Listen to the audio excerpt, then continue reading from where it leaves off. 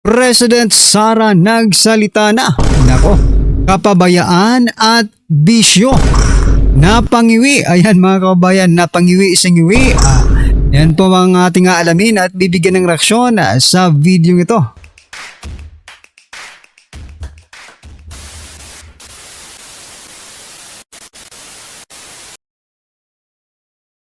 So yan mga kababayan, no, eto pasadahan po muna natin itong mga nagte-trending na mga balita dito po sa mundo ng social media. At unahin nga po natin ito. Nako, ito pong si Vice President Sara Duterte mga kababayan ay nagsalita na po. Hindi na po nakapagpigil dito sa pinaggagawa ni President Bongbong Marcos Jr. Sabi po kasi dito mga kababayan sa ang balita ngayon, hindi na maipaliwanag ng Pangulo ang patuloy na pagkalugmok ng bayan sa kahirapan dulot ng kanyang kapabayaan at bisyo. Aray ko po. Sa bagay, no, kapag ikaw ay lulong na talaga sa bisyo, for example lang ay talagang mapapabayaan mo na. No? Pati sarili mo mapapabayaan mo na. Maaari kang magkasakit, di ba? Yung mga obligasyon mo sa pamilya, lalo na kung ikaw po ay opisyal ng gobyerno, ay mapapabayaan mo po yung inyong obligasyon sa taong bayan. So, eto po naman mga kababayan ang naging komento ng ating mga kababayan, mga netizens, no? Sabi po dito ni Ronald, wala naman lang aksyon, dami na naghihirap. Correct. Sabi po dito, nako, waldas kasi yung pera ng bansa sa travel expenses na punta instead sa mga mamamayan.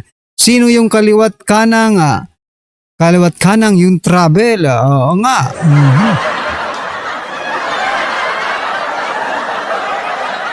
Ang tanong, di ba, kung si BP Sara po ang pinariringgan ninyo sa kaliwat kanang pagta-travel niya papuntang Dahig, no? Ayun naman po ay sarili nilang gastos. At wala nga pong security ang BP Sara, no, pag pumupunta sa ibang bansa. I mean, hindi ganun ka strict yung kanyang security, no? Sabi pa po dito, wala akong makitang trabaho ng BP. Sa DepEd umatras bilang pangulo ng bansa, kakayanin niya kaya? Mga kababayan, wala daw na trabaho si BP Sara, no? Bakit nyo naman hahanapan ng trabaho ang Vice President Sara Duterte? Ang trabaho po ng BP Sara, no, ang trabaho po ng Vice President ay tagahalili po, no? Kapag nawala na ang presidente.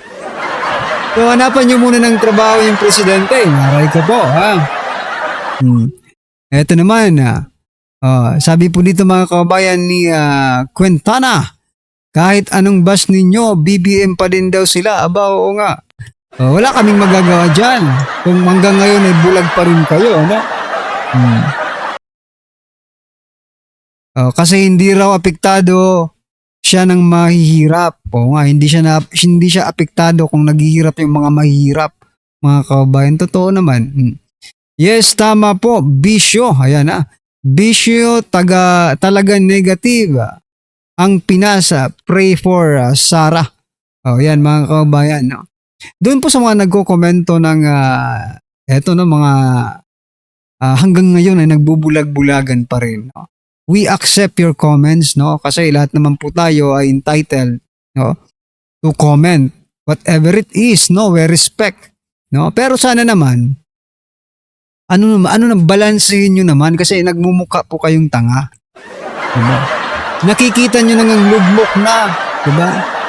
Napabayaan na ang Pilipinas, mga kababayan. Hanggang ngayon, okay pa rin sa inyo? Ano to? Bulag-bulagan na talaga at nagbibingi-bingihan kayo. Ay, grabe. Anyway, ano po ang inyong masasabi dyan mga kababayan? Just comment down below. At eto, pasadahan din po natin ito mga kababayan, si Representative Percy Sidanya. Singiwi mga kababayan. Sabi niya po mga kababayan, umanda kang maitala sa kasaysayan bilang pinakaunang BP na-impeach. Hindi minsan kundi 2 beses. Ay nako, kahit ilang beses pa yan ma-impeach si Vice President Sara Duterte. Diyan po sa House of Representatives, wala kaming pakialam. Kahit 100 times ninyo i-impeach si Vice President Sara Duterte, wala po kaming pakialam. Bakit? Alam naman po natin na ang numbers game po yan dyan po sa Kongreso. At hindi lang po, kung dati talagang numbers game mga kababayan, ngayon meron na pong strategy para manalo talaga, para ma-impeach ang isang opisyal. Ang tawag po ay incentive strategy mga kababayan. Incentivize, di ba? Binibigyan po nila ng insentibo regalo, o sabihin natin regalo, ang mga congressman para bumoto na i-impeach Vice President Sara Duterte. Pero wag kang pakakasiguro dahil yung ibang mga congressman, di ba, ay bumaliktad na yata mga kababayan sapagkat alam po nila na malapit na ang 2028 national election mga kababayan, no? Eto nga, bigla akong napaisip mga karibo natin, no? Bigla po akong napaisip kung eto bang nangyari ngayon sa pagkakabasura ng impeachment against President Bongbong Marcos Jr. Iniisip ko lang kung magkano kaya yung mga incentive na nakuha nila. Especially doon po sa mga nag-walk out, nagdrama, para mas maggawin nilang mas kapanipaniwala yung impeachment na drama-drama lang nila. Magkano kaya mga kababayan? Ito po ang ating mga komento ng ating mga netizens, mga karibyo natin. Sabi po, pwede po wag i-close up. Nako, na-close up po wala tayong magagawa. Yan, na nakuha talaga yung kangiwian Di ba? Ito ba, sabi po ni James, Akbayan, piliin yung representative yung tuwid, kasarian at mukha para tuwidin ang ugali. Hindi lang ugali, pati pag-iisip, di ba? Sabi po dito, Ngiwi, ikaw na siguro pinakapangit sa buong Pilipinas. Hindi naman po, meron pang ibang mas pangit ang ugali, no? Ngiwi na nga, maitim, pabudhi, bangaga, ayan. Grabe naman. Sabi po ni Angelo, I love the nickname Ngios. It rolls off the tongue perfectly. Ayan na. Ngios. O nga, no? Ngayon, Ngios. Parang swabe, no? Ngios. Okay? Sabi niya po dito, mga karibin natin, sabi po ni Gio Tip Caps, ayan dapat i-audit din ang party list kung ano ang mga project na natapos nila. Puro lang ata sa mga NPA, sa kabundukan Ayan mga kababayan, ano po ang inyong masasabi dyan? Dito po sa sinasabi po ni Ngiwi, ni Ngios, ayan. Humanda kang maitala sa kasaysayan bilang kauna-unahang VP na na-impeach. Hindi minsan, kundi 2 beses. Sabi ko nga kahit 1,000 times, 100 times yung ma-impeach si Vice President Sara Duterte dyan po sa House of Representatives. Okay lang yun. Kasi wala naman pong naniniwala sa inyo. Di ba? Anyway, eto mga kababayan, pasadaan po natin ang video ito. Na kung saan sabi po dito, Senator Marcoleta Binisto, ang anak at asawa ni Justice Carpio. Ito po yung pinakamaingay na ex-justice, si Carpio, mga kababayan. Ito, pakinggan po natin, Senator Rolando Marcoleta, pasok. Sabi pa niya, because if you're a foreign agent, you're working for China. Okay. The whole country will know that you're speaking for China, that you're being paid. Ayan. Kung pinag-uusapan lang, akala mo naman kung napaka-neutral niya na kung ano-ano na, ewan ko kung ano ba talagang layunin niya? Bakit babansagan mo isang taong naghahanap lang ng clarity halimbawa? Oo. Bakit mo sasabihin pro-China naman? At saka bayaran. Sasabihin mo maaaring binabayaran yan. Kaya nakalimutan niya, O baka alam naman niya. O nakalimutan niya sandali. Na yung anak niya, ay nagtuturo sa University of International Business and Economics mo sa Beijing University. Hindi, ibig ko sabihin.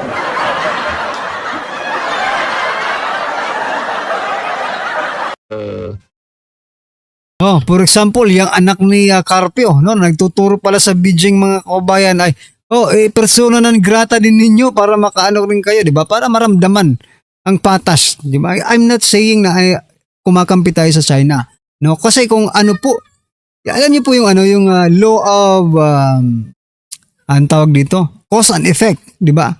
Law of cause and effect. Oh. Kung ano po yung gawin natin, no, na makakaapekto po sa kanila, pwedeng ganun rin ang mangyari, di ba? Mga kababayan, dapat alamin muna natin yung magiging epekto ng mga gagawin natin, no? Law of cause and effect. Kasi posible rin nilang gawin yun sa atin, eh, no? Ang tawag naman po doon ay law of attraction, mga kababayan, di ba?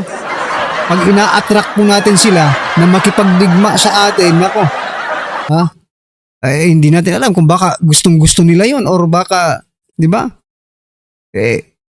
Kailangan pag-isipan, mga kababayan, hindi bara-bara lang na, okay, persona non grata, palayasin na dito.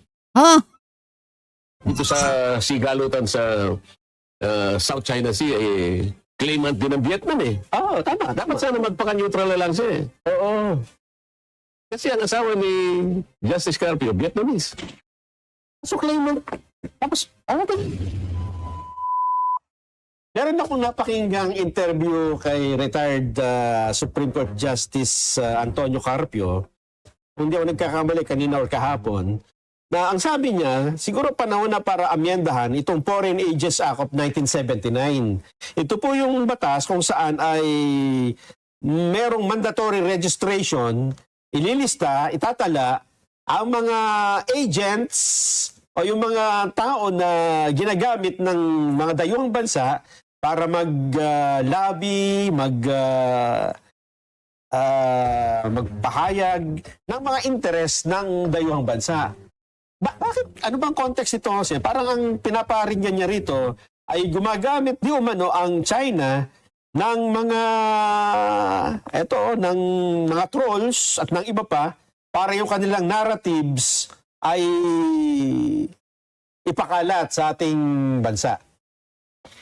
Siguro nga, ganun ang kanyang layunin, Nelson, pero mukhang meron siyang nakalimutan bago niya naipas siya na imungkahi ito.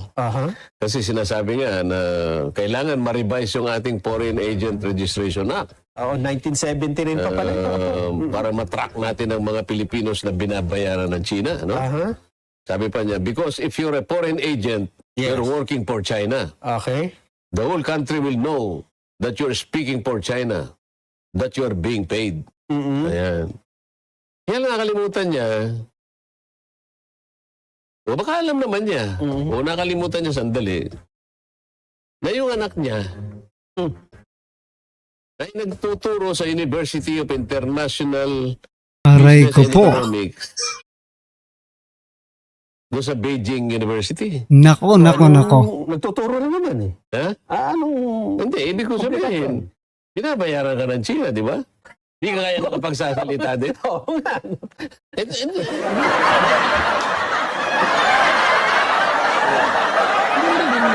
Sa Beijing? Oo.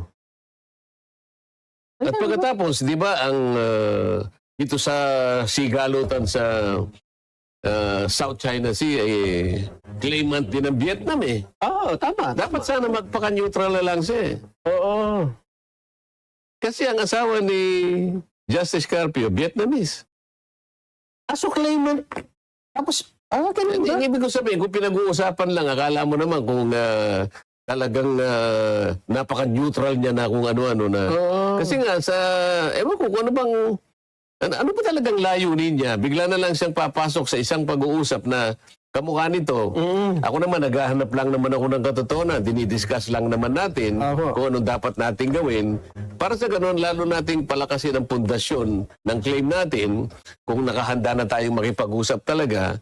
Yung mga hindi natin nakikita, pakitingnan nating mabuti, ano man ang masama doon at bakit babansagan mo isang taong naghahanap lang ng clarity halimbawa Oo. ng solusyon sa pwedeng sabihin ng kakausapin nating mga tao para nakahanda tayong lahat. Oo. Huwag mo sasabihin pro-China naman. At saka bayaran.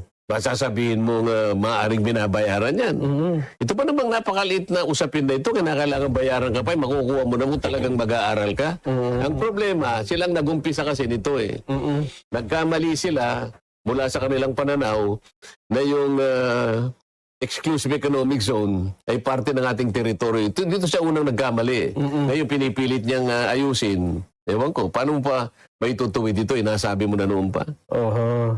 At saka meron pang isa, Sen. Ito nabanggit din naman ng senador na kasamahan ninyo na sa panahon daw ngayon, kapag ka ikaw ay nagsalita ng kontra sa sinasabi nila at pro-China ka, may tuturing daw nito na treason eh. Treason.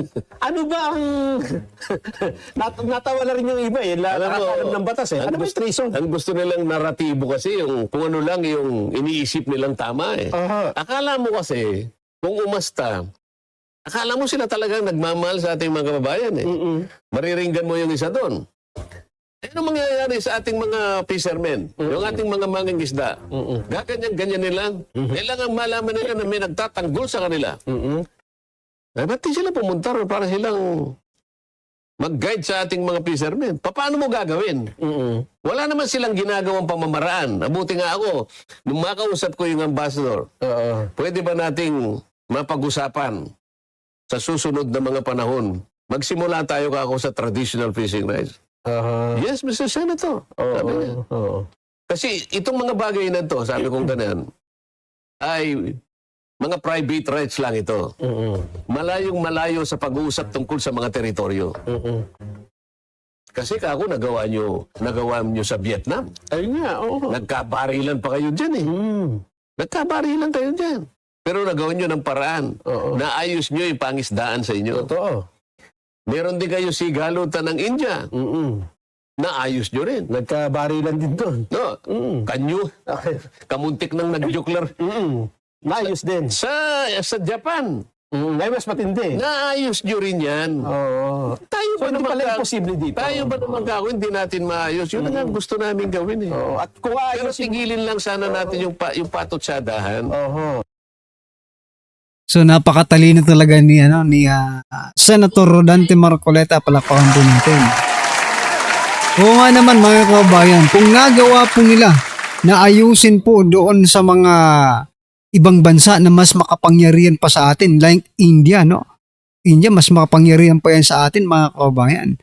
Oh, gaya po ng iba, Japan, no? Mas powerful pa yan sa atin. Maliit lang na bansa pero mas powerful pa sa atin, no? So kung nagawa nilang magkasundo mga kababayan, no? Ganun na lang din ang gawin sa Pilipinas. No? Kung ano po yung mga kondisyon, for example na maaaring magkasundo, bakit hindi gawin? Eh kasi dito mga kababayan, masyadong nilang pinopolitika. Di ba? Masyado po nilang ginagamit ito sa politika na akala po nila natutuwa ang taong bayan. Well, hindi po natutuwa ang taong bayan, di ba? Patungkol po dito sa China. Sa mga arangkada ninyong matapang tayo, no? Tayo ay matapang, atin yan. Oo nga, atin yan, pero hindi kailangan maputulan pa ng daliri at magutom yung mga mangingisdang yan. No? Kaya, diplomasya po ang solusyon, no? Hindi gera mga kababayan. Anyway, ano po ang inyong opinion, reaksyon patungkol po dito mga karabinate? Just comment down below. Ayan, maraming salamat po. Please don't forget to like and subscribe. Maraming salamat po.